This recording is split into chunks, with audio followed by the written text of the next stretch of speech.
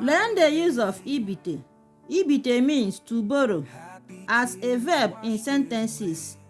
We are going to use this verb Ibite in our sentences now. Igbo, English.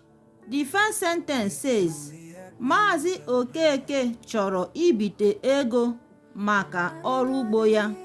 Maazị Okeke chọrọ ibite ego maka ọrụ ugbo ya, meaning Maazị Okeke wants to borrow money for his farm work.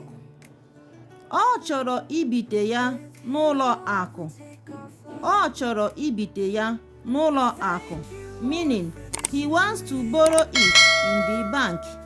Remember, if you don't want to say ụlọ akụ, you can also say ọba ego or ọba akụ. It's all the same thing.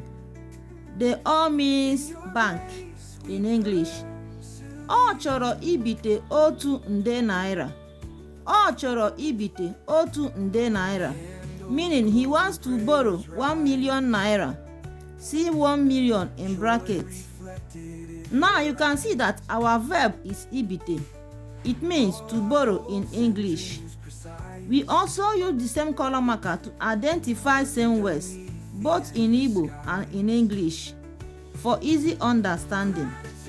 Now, all these sentences is to help you to know how to write sentences in Igbo language.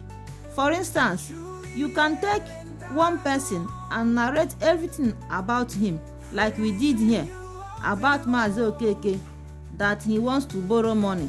Secondly, he wants to borrow it in the bank. Lastly, the amount he borrowed or he wants to borrow.